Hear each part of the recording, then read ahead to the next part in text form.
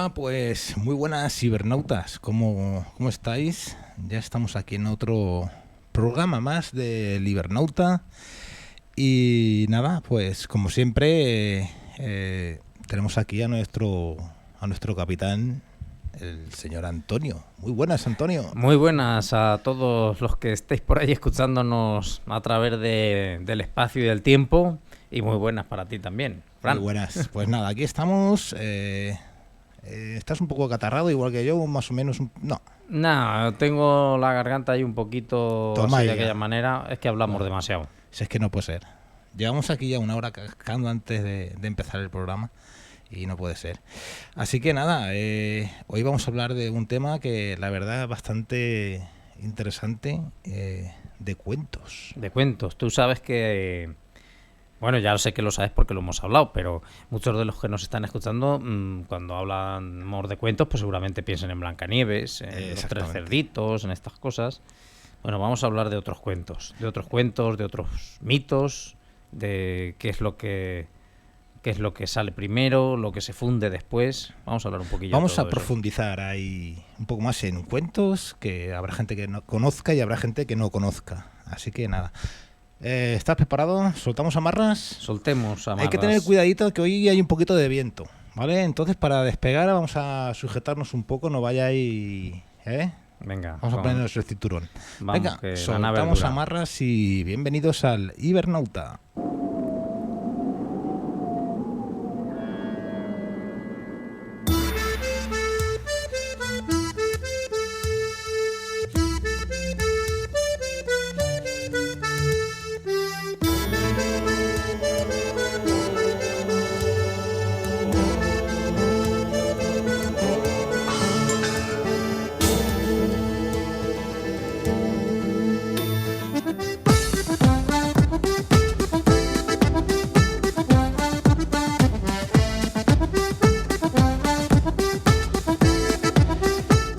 Antonio, esta intro, cuanto más la escucho, más me gusta. Yo no sé qué tendrá. Pues mira, pues tiene un poco de lo que vamos a hablar. Tiene un poco de esa magia que da la tradición, que da el saber milenario y que a través de los tiempos se condensa en un artista, que en este caso es Kepa Junquera, y sabe darle ese ritmo moderno, sí, a la vez antiguo, con un instrumento místico como es la triquiticha. ¿Cómo no te va a gustar? La triquiticha.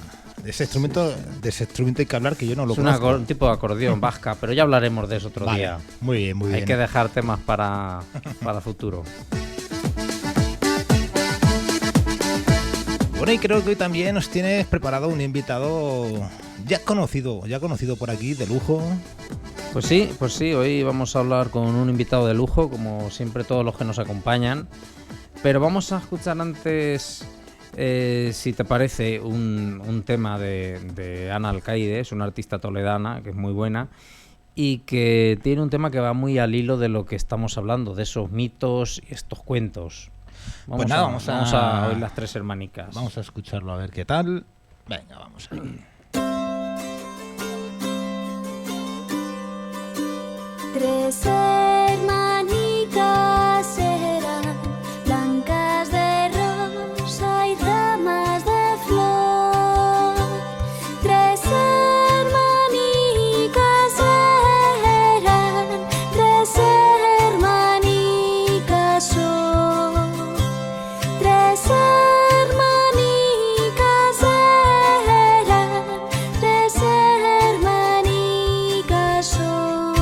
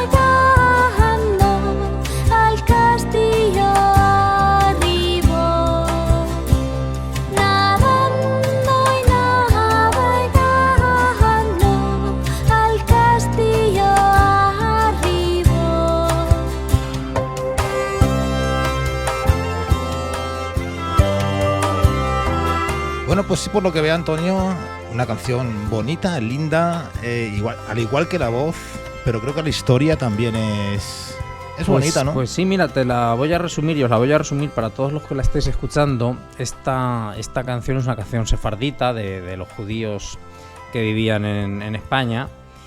Y de lo que nos está hablando es de las tres hermanicas. Es un cuento, pero realmente es un mito.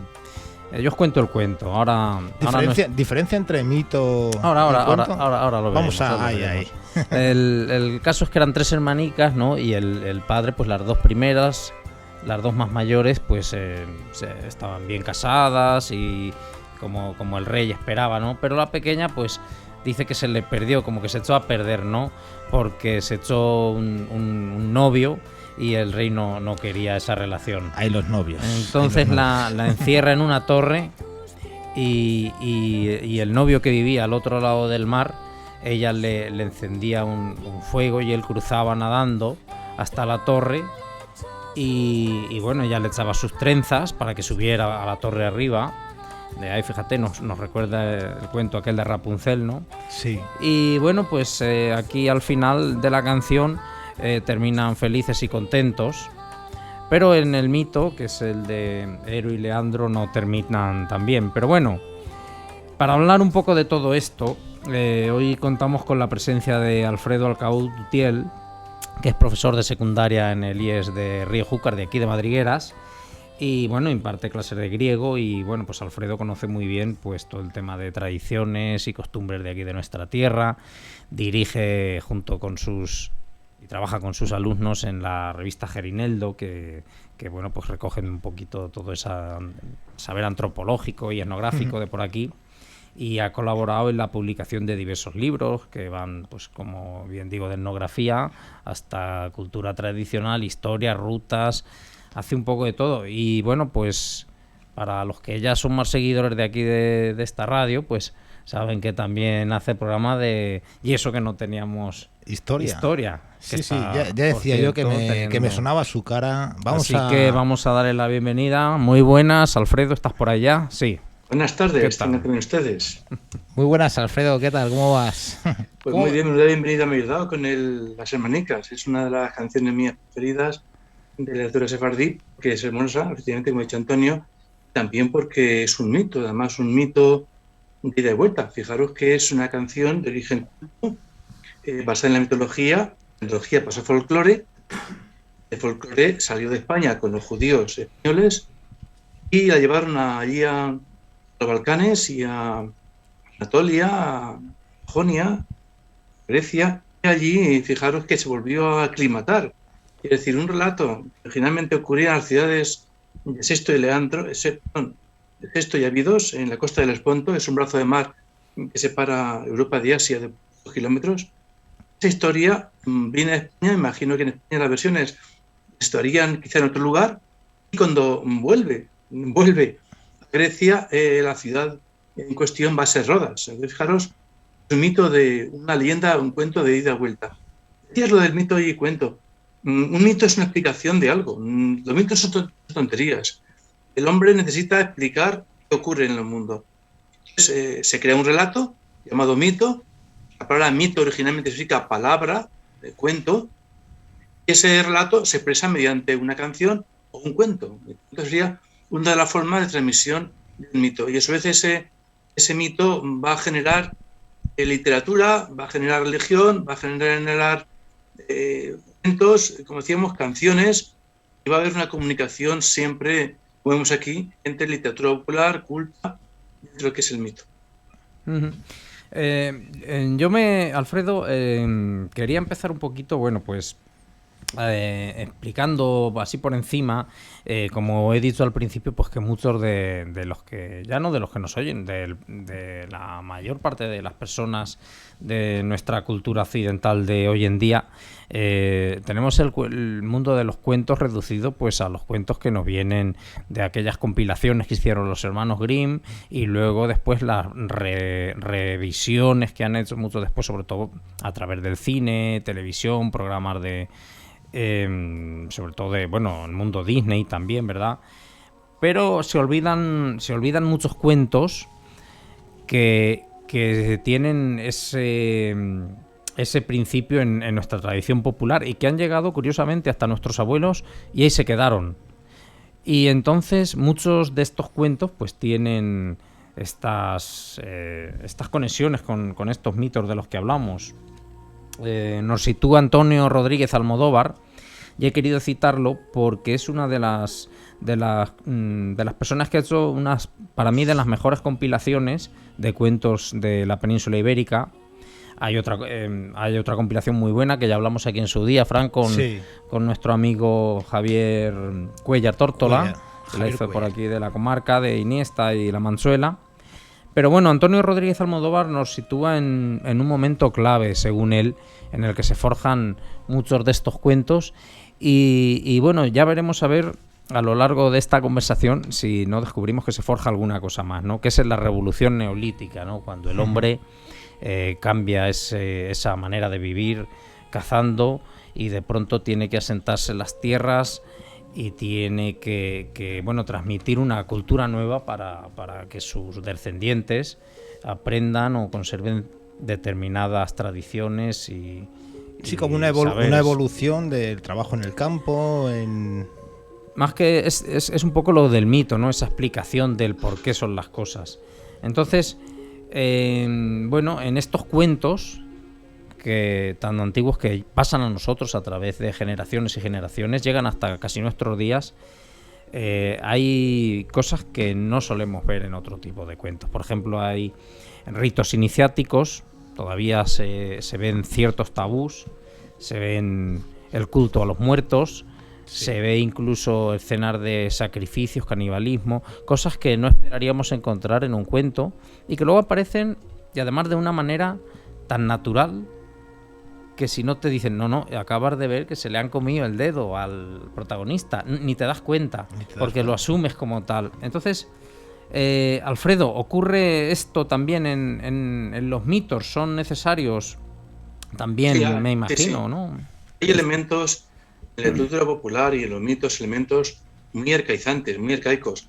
Por un ejemplo, mi abuela cantaba canciones, romances, y la moneda de las canciones, salvo una, decía que, por ejemplo, mi abuela, cuando decía algún romance, salvo uno concreto, todos ellos la moneda era el ducado. Es decir, los relatos orales permiten hechos, situaciones muy arcaicas. Homero en sus canciones hablaba de un casco del comido jabalí. La gente ha tardado siglos en descubrir que eso era cierto.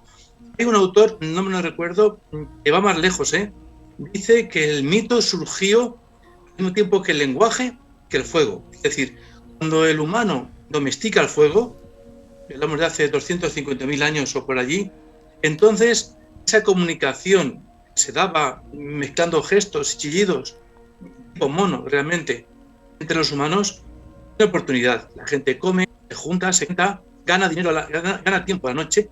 Entonces hay un espacio para comunicarse, pero ahí no se puede ponerse la gente a pegar blincos y a gesticular. Estamos limitados. Entonces la gente cuenta lo que ha hecho, lo que va a hacer, lo que imagina que va a hacer, lo cuenta con un lenguaje simbólico mediante un proceso de llenar contenido, ciertos tonos, ciertos gritos, es lo que va a conducir al lenguaje. Entonces, según esta teoría, yo me apunto por ahí, el mito iría ligado al lenguaje e iría ligado también al fuego, a la comunicación. Lo que ha dicho Antonio en cuanto a que la comunidad tiene ahí un bagaje que lo va transmitiendo.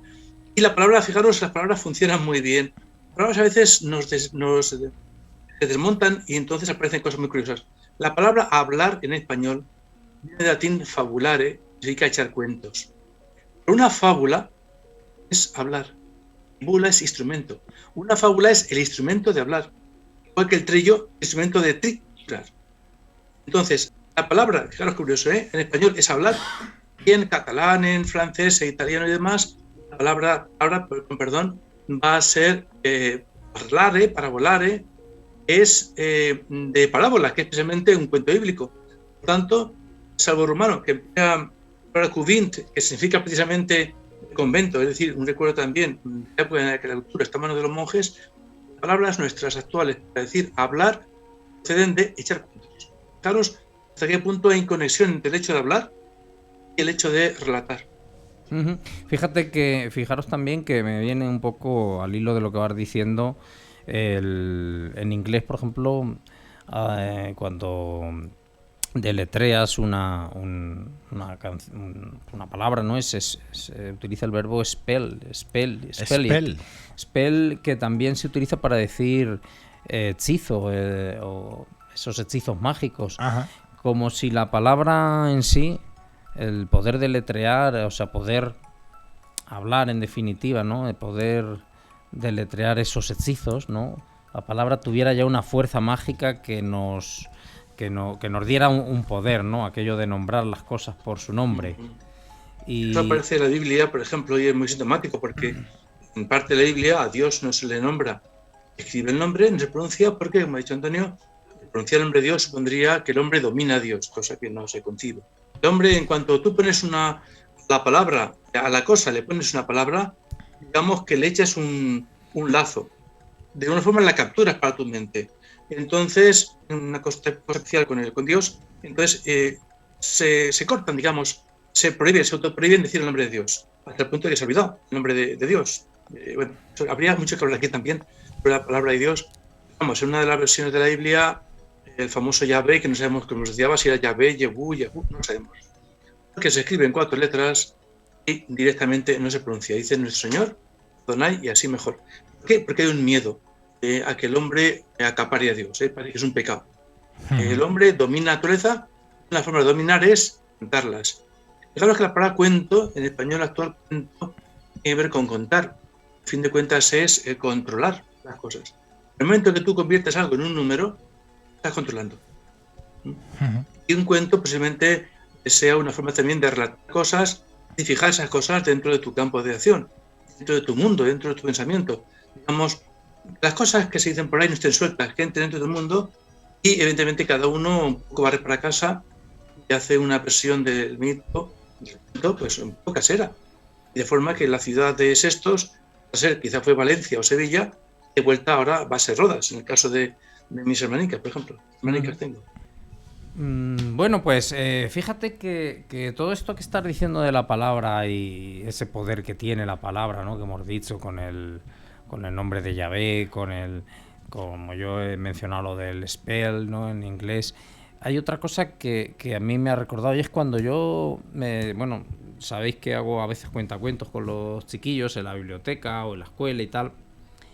Y a veces cuando hago estos cuentacuentos, yo siempre se lo he dicho bueno, os suelo decirlo, que los cuentos se cuentan. ¿Y por qué se cuentan los cuentos?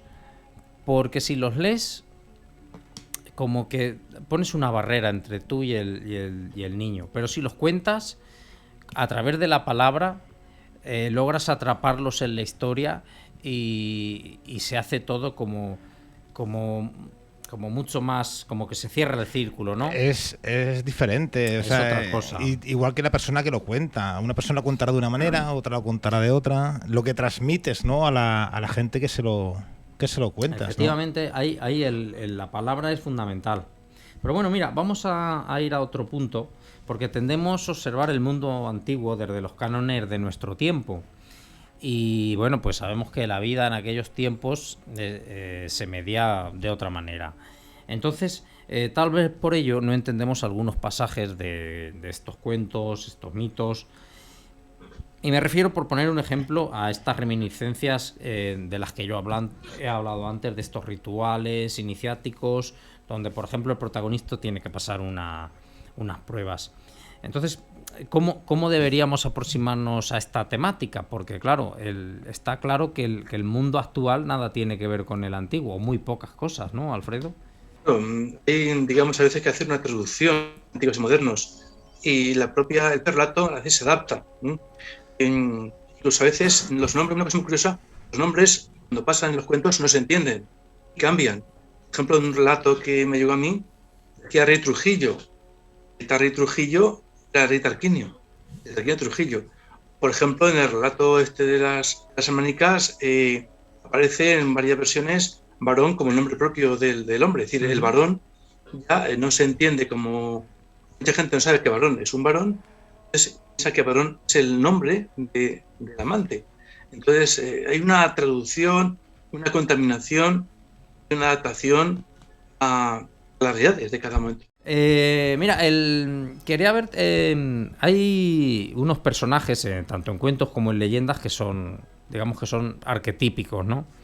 Estos arquetipos, ¿no? Como el héroe, el falso héroe, el agresor, el que da el objeto mágico y la víctima, por ejemplo. Y son claves porque sin ellos no hay cuento, no hay mito.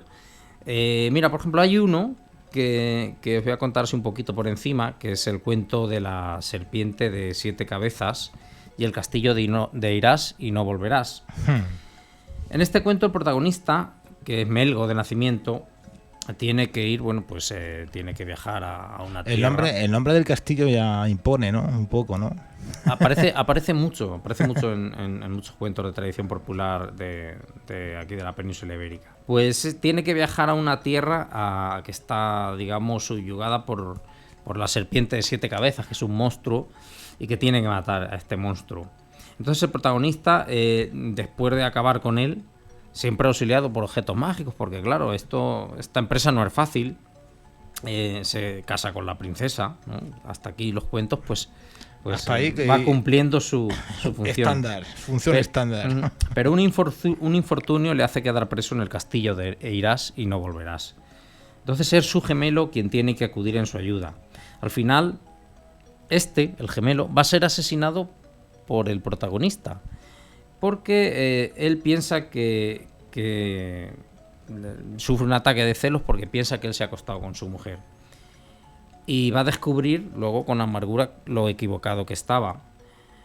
Porque cuando ve a su mujer nuevamente, le pregunta ella a él: ¿cómo es eso que ahora no dejas la espada entre nosotros para dormir? Y es porque es lo que hacía el gemelo. Sí. Dejaba la espada entre medias para evitar tocar a la mujer. Entonces, él ahí ve el error que ha cometido, ¿no? Entonces, ¿qué paralelismos, Alfredo, podemos encontrar en un cuento donde, como ves, hay celos, asesinatos, el héroe hierra también en el momento más inoportuno? Es como una tragedia, ¿no? Sí, totalmente, sí. Tiene la línea trágica de acabar con quien no deseas, al contrario. Se da, por ejemplo, pues en el ejemplo más paradigmático, el mito de Edipo. Edipo que acaba matando a su padre cuando ha huido de su casa por no matarlo. Es un ejemplo. En cuanto a la historia de dragón de 7 cabezas, elementos, la famosa isla de Lerna, que es una especie de Hércules, que tuvo que matarla, y por otra, quizá por ahí sea mejor, el dragón al que dominó Jasón, una ayuda de la maga Medea, que acabó siendo su novia, su mujer. Y esos son paralelos muy claros. En el tema de los hermanos, la confusión, también hay una historia también muy compleja. Los hijos de Agamenón, que también ahí tienen confusiones y están a punto también de matarse. En fin, tienen también ese elemento trágico, esa ironía que lleva al héroe a estar a punto de incluso matar, que quiere evitar matar. Y todos estos, cuando hablamos de, por ejemplo, de Agamenón, estamos hablando de épocas. O sea, si nos vamos al mito, nos vamos a la tradición griega, estamos hablando de épocas muy antiguas, cuando la Grecia clásica, en la que casi todo el mundo piensa, todavía no existía. Estamos hablando de la edad del bronce, nos vamos al año... de tiempos de Micenas, de las caídas de Troya. En ese momento, la Grecia arcaica que existía, estamos hablando ya de la edad del bronce, hace, pues, a lo mejor en el siglo 10 antes de nuestra era, o sea, una cosa por ahí entre el 10, el 8, por ahí en toda esa época. O sea, que esos cuentos o relatos muy antiguas. Ya tienen historia ya. De hecho, incluso en esa época se remontan a siglos anteriores. Claro. Hay una cosa muy curiosa, que a veces comento yo, la gente de física, es que en las competiciones deportivas siempre damos la medalla de oro, de plata, de bronce, o la copa de oro, plata, de bronce. Es porque en aquella época no se controlaba el hierro. Conocía, pero no era un metal blando. Entonces, cuando alguien ganaba una carrera o un premio, el rey le daba su vajilla una copa de oro al primero, de plata al segundo, de bronce al tercero.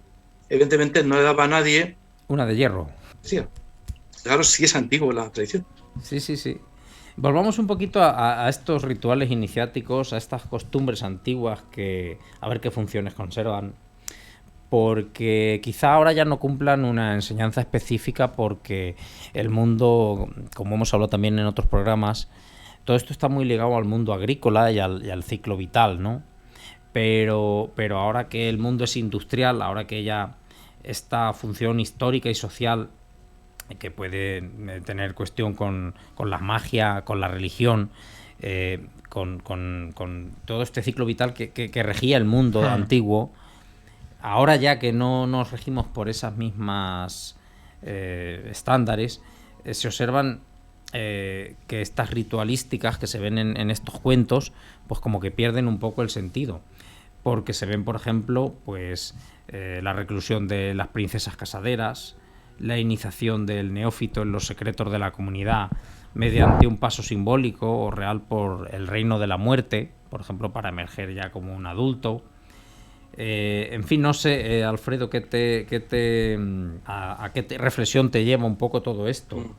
Hay unos temas que son universales y hay autores que han establecido una graduación de temas que se repiten siempre, y en uno de ellos siempre hay un reto, digamos, por ejemplo, Jasón. Jasón es un joven que debe demostrar experiencia. Y para demostrar experiencia tiene que cumplir un reto que es el vecino de oro. Entonces, en todas las culturas siempre hay una prueba para que el príncipe, para que el joven, para que sea el mago, llegue a su plenitud, llegue a su madurez. Esa prueba suele ser una aventura o conseguir algo, conocimiento, sobre todas las culturas. Donna lo dice, el elemento común es el superar una prueba, por ejemplo. Bueno, pues mira, al hilo de esto de Jasón y tal, y el mito de los viajes de Jasón, y hay un cuento que tiene, bueno, pues un poco que viene un poco de ahí, ¿no? Que aquí en la península ibérica está en muchos sitios, lo encuentras, bueno, ya por esta zona de la Manchuela, lo tiene recogido también nuestro amigo Cuéllar, por supuesto Rodríguez Almodóvar lo recoge en sus cuentos Al amor de la lumbre, que es el cuento de Blancaflor. Y en él se cuentan como un príncipe se enamora de la hija del diablo. Y este tiene que... el diablo, para que pueda ganarse la mano de su hija, le propone pasar una serie de pruebas. Y fíjate qué pruebas le propone pasar. No, hay muchas, ¿no? Pero bueno, a mí me llama la atención, por ejemplo, un par de pruebas que son... tiene que sembrar arar con unos bueyes un campo, y sembrar un viñedo, y que al día siguiente haya dado fruto y le lleve un cesto de uvas.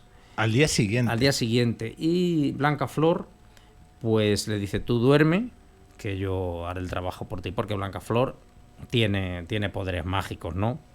Entonces ella siembra el campo con estos bueyes, y efectivamente otro día pues le lleva las uvas al diablo. Otra de las pruebas que le pide pues es lo mismo, volver a sembrar el campo, esta vez con trigo, y otro día le tiene que llevar un pan recién hecho con el trigo y la harina que ha conseguido de allí.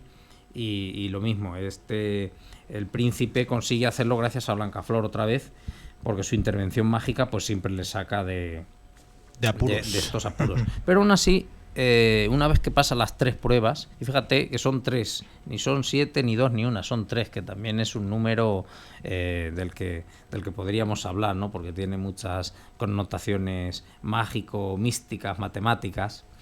Bueno, pues como digo, el diablo no quiere cumplir su palabra. Y entonces, ¿qué pasa? Pues que Blancaflor y el príncipe se escapan, y en su vida varios objetos mágicos les ayudan. Tiran un peine, que al tirarlo crece una zarza en la que queda enganchada el diablo que les persigue. Y cuando todo parece ya superado, ¿no? Pues el destino otra vez vuelve a jugarle una mala pasada aquí a nuestro héroe, y hace que el príncipe se olvide de que se ha casado con Blancaflor. Y ella, otra vez, con su mágica intervención, pues le hará recuperar la memoria. Entonces este cuento pues nos lleva como digo, a este mito de Medea y Jasón. Y bueno, yo siempre me he preguntado, Alfredo, si crees que son los mitos los que dan origen a los cuentos, o en este caso es el cuento, porque claro, ahí nunca lo sabremos, pero bueno, está claro que las conexiones son totales, ¿verdad? Sí, yo como hemos ocurrido aquí, surge el mito como el fin del mundo. Luego ese mito se va haciendo normal, va transmitiendo, mito a veces se cuenta ya incluso en época donde se pierde esa fe en los dioses primitivos de forma de un relato, entonces ya se transforma en cuento. A su vez puede ocurrir que un cuento dé armas a una religión nueva, de ese cuento primitivo surja el mito. Un ejemplo claramente. Una historia que puede tener un origen remoto real, Perseo se enfrenta al dragón, al monstruo, para liberar a Andrómeda. Esa imagen la gente la conocía, la veía, un caballero que va a sacrificarse por una mocilla, enfrentándose a un monstruo. Claro, la simbología, lo que significa. Pasado el tiempo, la gente olvida quién es Perseo, quién es Andrómeda, la historia se vuelve a entender un caballero, en este caso cristiano, libera una mocilla del mal, que es un mito despojado de mitología. Precisamente San Jorge, el caballo es normal, no es su caballo Pegaso, la diferencia. El mito convertido en cuento va a armar un relato que va a servir para construir un mito de defensa de la fe. Hasta el punto, por ejemplo, de que en la Guerra Mundial los austríacos sacaban de propaganda al San Jorge austríaco frente al dragón malvado serbio. Los rusos al San Jorge ruso frente al dragón alemán. Los alemanes el San Jorge alemán frente al dragón británico. Y curiosamente en la URSS se hacía el San Jorge rojo frente al dragón de los rusos blancos. Y incluso en la época de la Guerra Mundial, otra vez el San Jorge comunista frente al dragón nazi. Hablamos, Sí. bueno, ponemos el ejemplo de San Jorge por San Jorge, San es Jorge nazi frente al comunista. el patrón Es decir, de ¿cómo? Manigueras, Un que mito est- se ha que- convertido en relato. Ujú. Es que, claro, lo que pasa es que, claro, en este caso aquí lo que se hace es, digamos, la utilización del mito como arma de persuasión, ¿verdad? Y como icono para porque, claro, esto a mí me lleva a pensar que, fijaros, o a reflexionar sobre la importancia que tiene un emblema, un mito, en este caso la imagen de San Jorge, ¿no?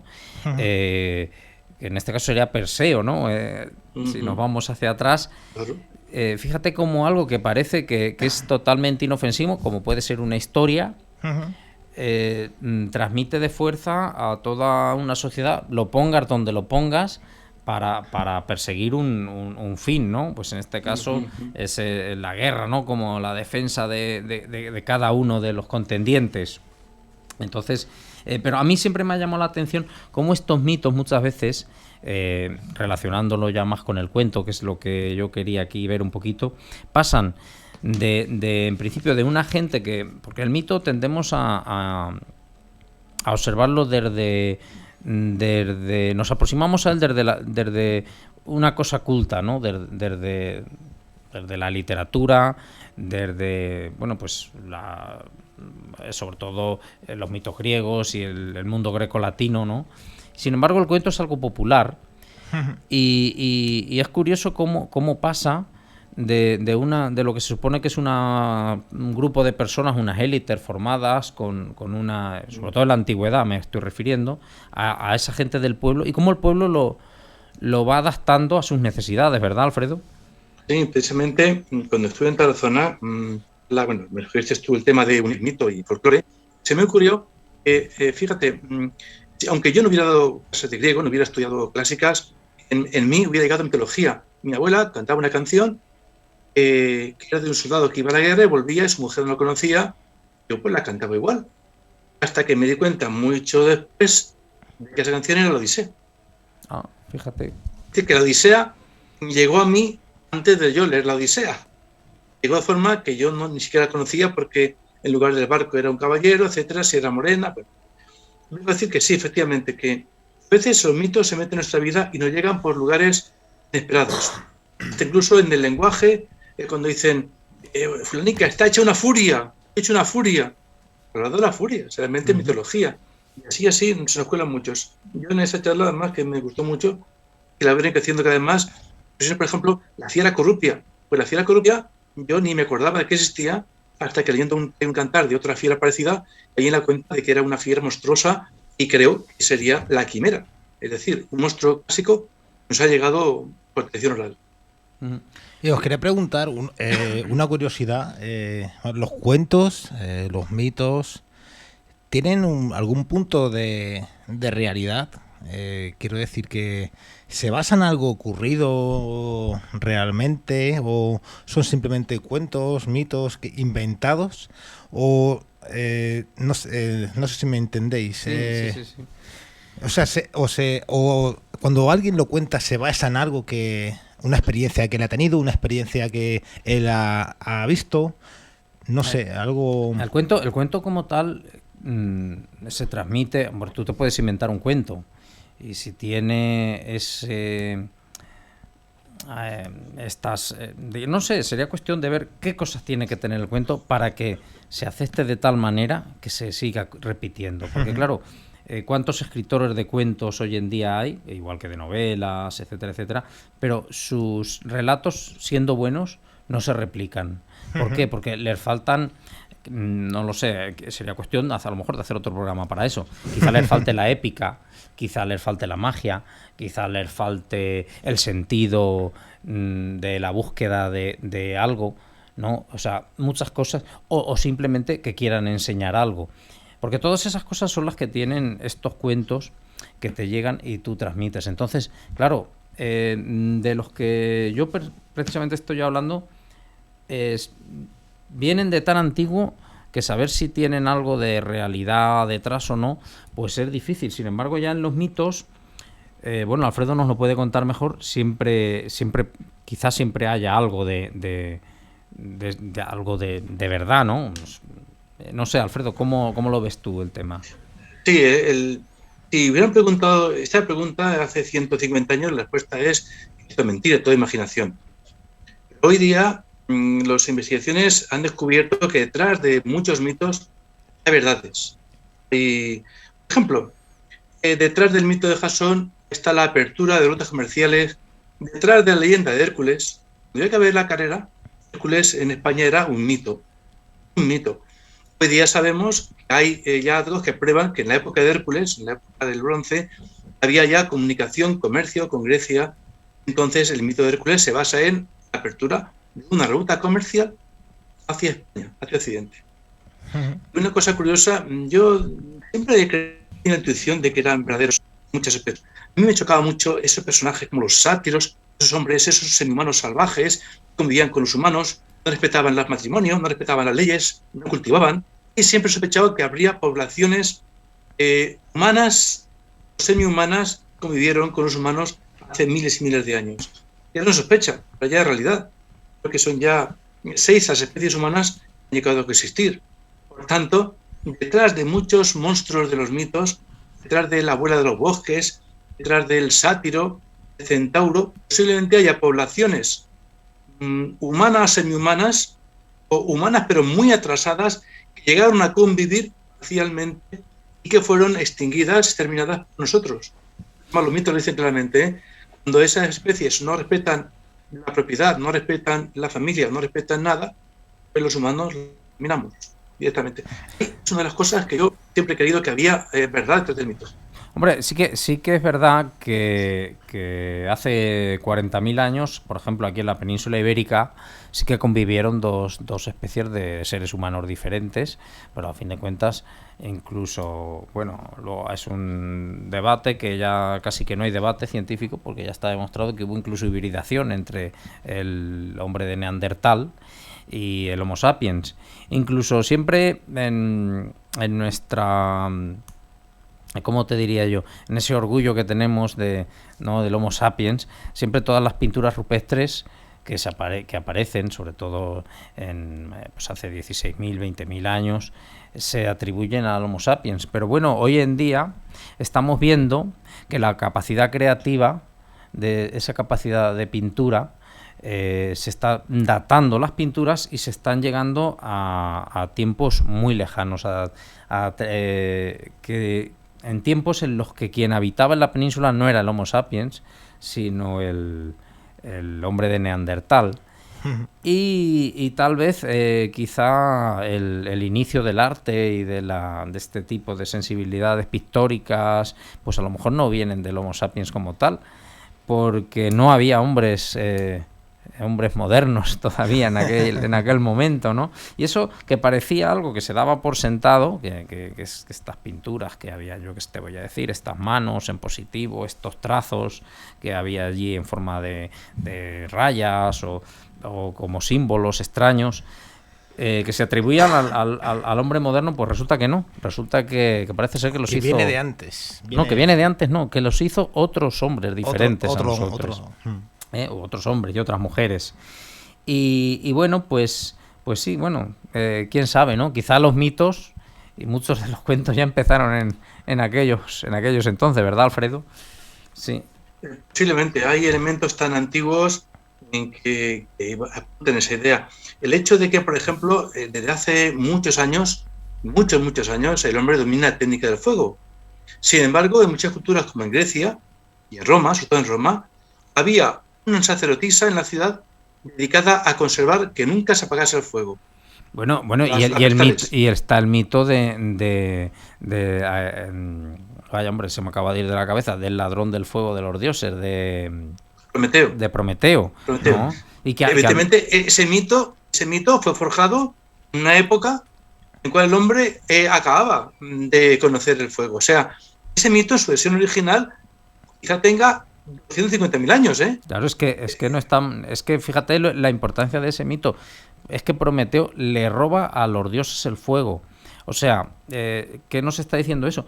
Que en una época tan cercana, y fíjate, como hace 2.500 años o 3.000 años, el fuego estaba totalmente dominado desde hacía ciento y pico mil años antes. Mucho más tiempo. Entonces, ¿cómo debe de ser de antigua la historia para que sea importante robarle el fuego a los dioses? Cuando todos sabemos que en la Grecia arcaica, en estas tiempos donde salen los mitos griegos, ya el fuego era algo que cualquier campesino hacía en su casa. Entonces, no era ningún secreto. Y sin embargo, hay un mito en donde la importancia es robarle el fuego a los dioses. Que creen que puede ser venir de antes ese mito, ¿no? De mucho antes, ¿no? Estas cosas, como no podemos, aunque nuestra nave viaja en el tiempo, no podemos viajar, no llevamos tanto combustible, pero posiblemente todo apunte ahí, ¿no? ¿Verdad? Eso es una cosa que nunca podremos demostrar, pero bueno, es una idea que... Quizá un poco lógico, ¿no? También... Bueno, pues... No sé, el sentido común, quiero decir. Puede ser o no puede ser. Es que esto de los cuentos es lo que tiene.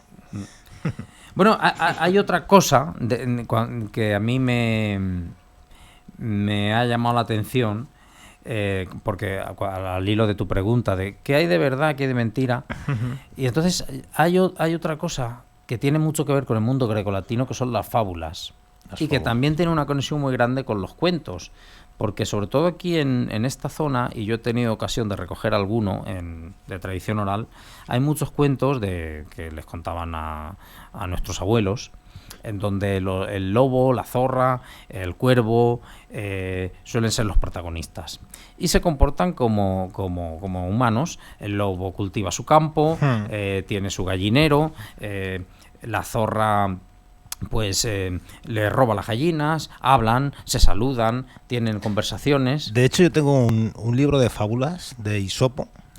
Y son todo... Esopo, perdón.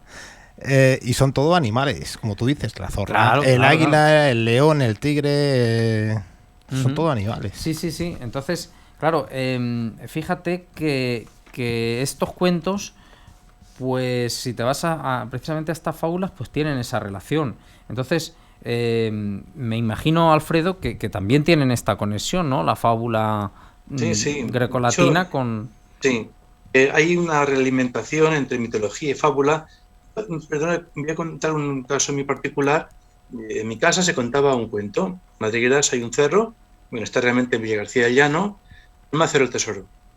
Y mi madre contaba que mi abuelo Alfredo le decía a su padre, padre, ¿es verdad que en el tesoro y un tesoro? Y decía a mis abuelos, sí, hijo mío, pero hay que cavar mucho. Esto en mi casa era un cuento, ¿no? Cuando hace cosa de unos 11 años o por ahí, dentro de los que nos mandan para traducir para selectividad, hay una fábula que se llama El campesino y los hijos. Dice que un hombre de 2 hijos no quieren trabajar al campo. El hombre, viendo que van a ir a la ruina, le dice a los hijos, cuando van a morir, hijos míos, en el campo hay un tesoro. Los hijos se ponen como locos a cavar, Eso no hay ninguno, ese campo tan bien cavado, da tanto fruto que los hijos aprenden de solo ese trabajo. Entonces, me sorprendió gratamente ver cómo, no sé de qué forma, una fábula de Esopo había llegado hasta mi bisabuelo a mi abuelo, mi abuela a mi madre, y mi madre a mí. A mí me ha llegado la fábula por vía oral, la misma fábula la vi yo luego confrontada. Sí, pero fíjate que yo te... En las fábulas ha habido mucha comunicación entre anécdotas, mitos y cuentos.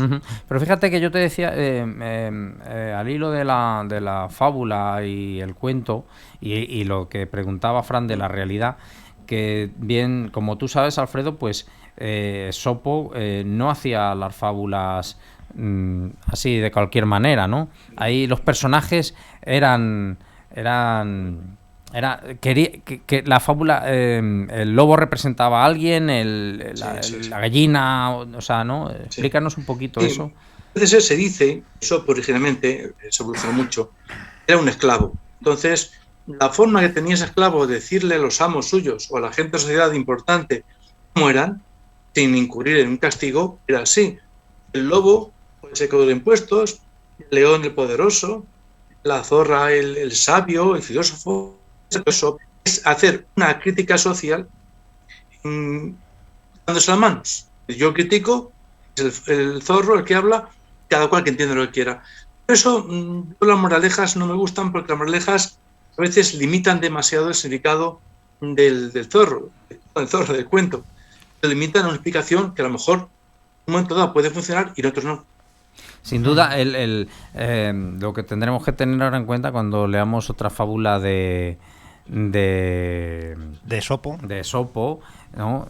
Tengamos en cuenta que ya no, cuando hablemos de la zorra o del lobo, del león, tendremos que mirar a ver qué quería decirnos Esopo, ¿verdad? Y lo entenderemos de otra manera, porque lo bueno que tienen las fábulas es que tienen más de un significado posible, depende quién lo escuche, ¿verdad? Para el niño, en donde su mente pues es un mundo más reducido, donde quizás no hay tanta maldad o quién sabe, ¿no? Pues se queda más con los animales que hacen sus jugarretas, tal.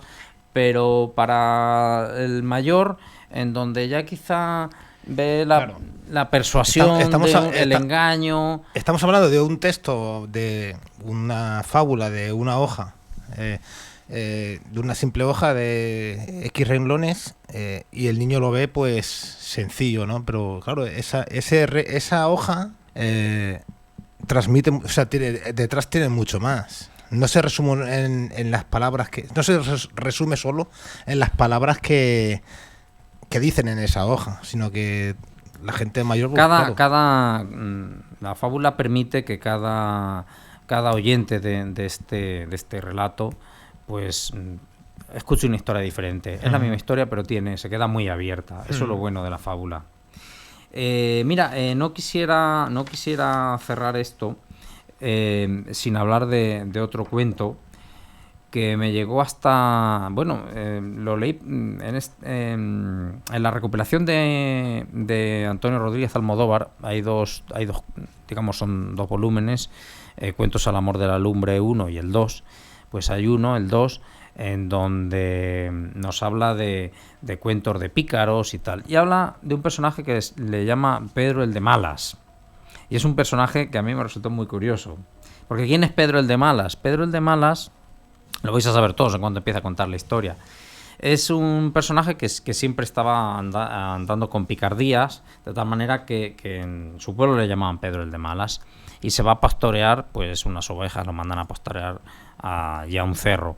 Pero no a cualquier cerro, en ese cerro habitaba un gigante. Y además este gigante tenía un solo ojo. Eso ya nos dice cosas. Sí. Y bueno, pues entre ellos dos empiezan a tener relación en este día que llega allí Pedro, y se van haciendo jugarretas el uno al otro, de tal manera que cuando se hace de noche tiene Pedro que esconder su rebaño y guardarlo, y donde lo hace, en la cueva del gigante. Y el gigante cierra la puerta. Entonces allí Pedro, que no se fía del gigante, decide cegarlo con un carbón ardiente. Y efectivamente lo ciega. y el gigante, cuando quiere coger a Pedro, como está ciego, pues empieza a tantear las ovejas, y Pedro, para escaparse, se coge una pellica de un carnero, se la pone encima y escapa así. Entonces, claro, enseguida todo el mundo reconoce la Odisea ahí, ¿no? Efectivamente. Sí, y fijaros cómo ha llegado la historia de la Odisea Polifemo, que está, bueno, casi de letra. Sí, bueno, por lo menos el episodio de Polifemo, ¿no? Sí, total. Yo me conocí la historia, fíjate, a través de algún relato, un compañero me lo dijo, es algún cuento popular también recogido en la zona de la Sierra de Jaén y por ahí.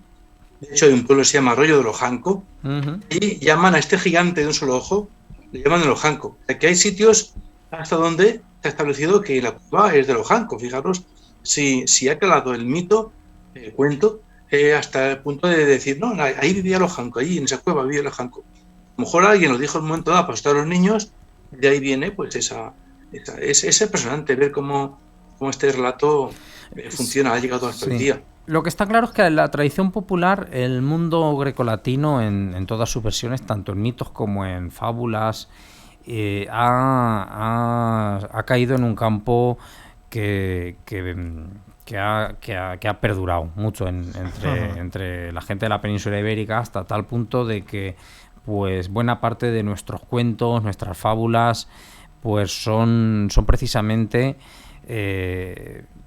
reminiscencias de aquello, en lo que muchas veces cuando le preguntas así al que no sabe, claro, te dice, bueno, pues ¿para qué sirve la cultura clásica? ¿Para qué sirven las humanidades? Ahora yo ya voy a hablar un poco, me voy a meter en este jardín. ¿Para qué sirven las humanidades? Bueno, pues sirven para saber esto, de ese pozo que tenemos de ese mundo griego, de ese mundo latino, y que nos toca más de cerca de lo que muchas veces creemos. Claro, es que detalle más sencillo, el escudo de España no se entiende sin la mitología. En torno a las columnas, una de las hazañas suyas, el que lleva a este lugar y crea un canal para cruzar hacia adelante. Ese canal que crea amontona tierra, forma dos columnas que son Ceuta y Gibraltar, y coloca el cartel non plus ultra, no hay más allá.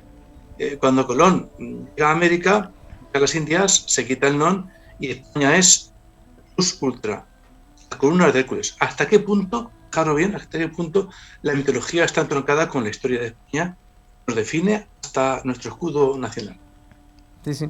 Podríamos hacer otro programa solo de eso y lo haremos, porque fíjate que el viaje de Hércules es que es súper importante, porque precisamente a donde viaja es a Tartesos, a esa zona que hay allí más allá de las columnas de Hércules, a esa tierra donde habitaban los monstruos, ¿no? A partir de las columnas de Hércules, y quizá todos aquellos comerciantes griegos que tenían que venir a comerciar con esta gente de Tartesos, pues temían a que Gerión, hijo de Medusa y de estos monstruos mitológicos, pues ¿quién iba a venir a comerciar aquí, no? Entonces tienen que mandar a Hércules a que abra camino, ¿no? Entonces, fíjate si es yo creo importante. que es que este tema, es tan sumamente llamativo, ahí me gusta muchísimo, pero tenemos para sacar programas de aquí para hablar de cuentos. Da para mucho. O sea, podemos hablar aquí de muchísimas cosas. Fíjate, Fran, un detalle, esto que he contado de Gerión, que he contado Antonio.